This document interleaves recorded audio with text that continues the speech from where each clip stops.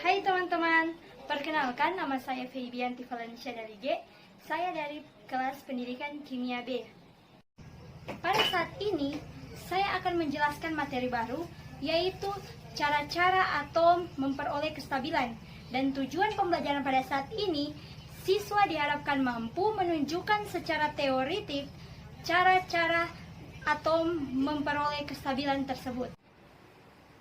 Selamat pagi adik-adik, bagaimana kabar kalian hari ini? Semoga pastinya semuanya baik. Sekarang kita akan masuk ke materi pokok kita, yaitu cara-cara atom memperoleh kestabilan.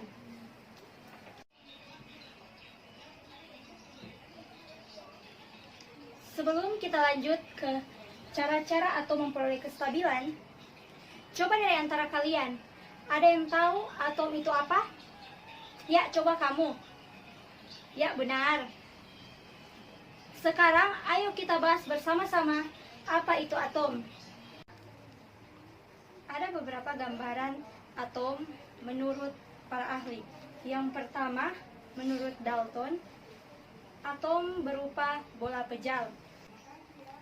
Yang kedua, menurut J.J. Thomson, gambaran atom itu berupa roti kismis, di mana kismis-kismisnya itu digambarkan sebagai elektron yang bermuatan negatif, dan rotinya atau bolanya itu digambarkan sebagai atom. Yang selanjutnya, yang ketiga, menurut Rutherford, di mana di dalam atom yang sebagian besar merupakan ruang kosong terdapat inti atom dan elektron yang bermuatan negatif yang mengelilingi inti atom tersebut. Yang selanjutnya, yang keempat, model atom Bohr berbentuk seperti tata surya dengan elektron yang beredar di lintasannya mengelilingi inti atom. Yang selanjutnya, yang terakhir, yang kelima, yaitu mekanika kuantum. Kedudukan elektron dalam atom tidak dapat ditentukan dengan pasti. Yang dapat ditentukan hanyalah kemungkinan menemukan elektron sebagai fungsi jarak dari inti atom. Ya, selanjutnya kita masuk pada materi yang inti, yaitu cara-cara atom memperoleh kestabilan. Kestabilan suatu atom menurut J.N. Lewis dan Kossel berkaitan dengan konfigurasi elektron dari atom itu. Atom-atom yang sukar berikatan dengan atom lain disebut atom yang stabil. Dalam sistem periodik unsur, gas mulia merupakan golongan atom-atom yang stabil. Kenapa seperti itu? Karena atom-atom gas mulia memiliki konfigurasi elektron yang penuh.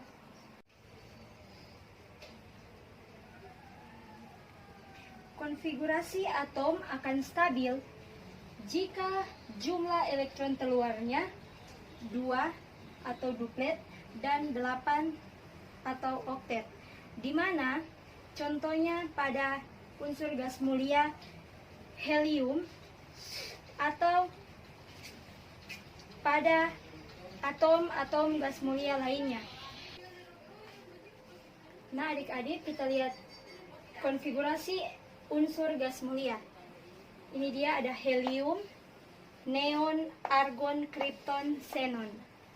Nah, ini yang dimaksud dengan elektron terluarnya. Duplet, ini yang oktet.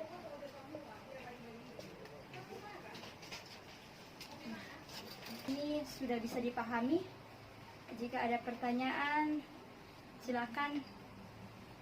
Oke, kita lanjut saja ya.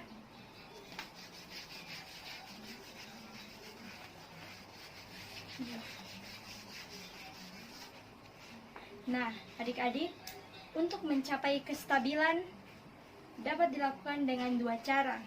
Yang pertama, yaitu dengan membentuk ion. Suatu atom dapat membentuk ion dengan cara melepas elektron yang dimilikinya atau mengikat elektron dari atom lain, atau yang biasa kita kenal dengan peristiwa ionisasi. Atom-atom yang memiliki energi ionisasi rendah cenderung untuk melepaskan elektron dan membentuk ion positif atau anion. Sedangkan atom-atom yang memiliki afinitas elektron yang tinggi cenderung untuk mengikat elektron dan membentuk ion negatif atau kation. Nah, adik-adik, ada dua pembentukan ion. Yang pertama, pembentukan ion positif atau anion, dan yang kedua, pembentukan ion negatif atau kation. Oke adik-adik, Enci akan mulai dari poin yang pertama, yaitu pembentukan ion positif atau anion. Nah, di sini ada contoh natrium dengan nomor atom 11 dengan konfigurasi elektronnya 2, 8, dan 1. Nah, tadi kan sudah dikatakan atom akan stabil jika memiliki konfigurasi elektron atau elektron terluarnya yaitu 2 dan 8 atau duplet dan oktet. Nah, di sini contohnya natrium itu mempunyai konfigurasi atau elektron terluarnya 1. Jadi di sini tidak stabil. Nah, bagaimana cara agar atom natrium ini bisa stabil?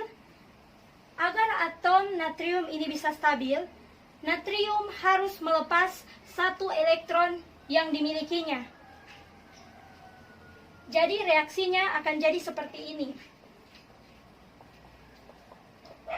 Na plus ditambah elektron, atau ini satu elektron, atau dia melepas satu elektron.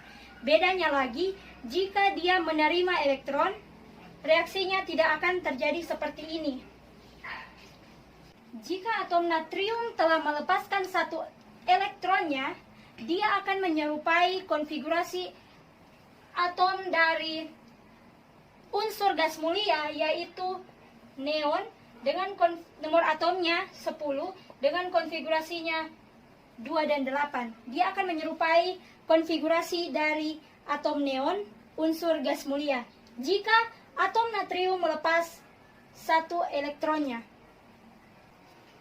Oke adik-adik, selanjutnya kita masuk dalam poin yang kedua, yaitu pembentukan ion negatif atau kation. Nah, di sini Enci ada contoh atom Cl atau atom klor dengan nomor atom 17 dengan konfigurasi elektronnya 2, 8, dan 7. Nah, ini juga tidak stabil kan anak-anak? Karena hanya 7. Yang stabil kan duplet dan oktet. Ya, benar. Nah, di sini atom klor agar memiliki konfigurasi yang stabil, dia harus mengikat satu elektron dari atom yang lain.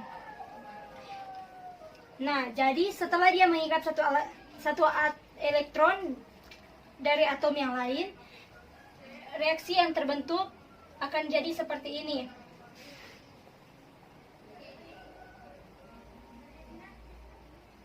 Cl tambah elektron menghasilkan Cl min. Nah, bedakan adik-adik kalau pembentukan ion negatif dan yang reaksi yang pertama tadi, pembentukan ion positif. Bedakan reaksinya. Oke adik-adik, jika kita pikir secara logika, lebih baik, memang betul, lebih baik atom Cl ini menarik satu elektron dari atom yang lain daripada dia harus melepas 7 elektron yang sudah dimilikinya untuk dilepas untuk berikatan.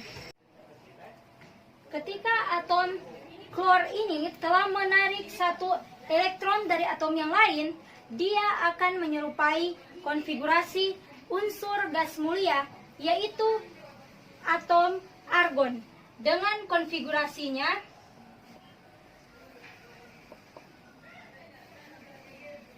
2, 8, dan 8.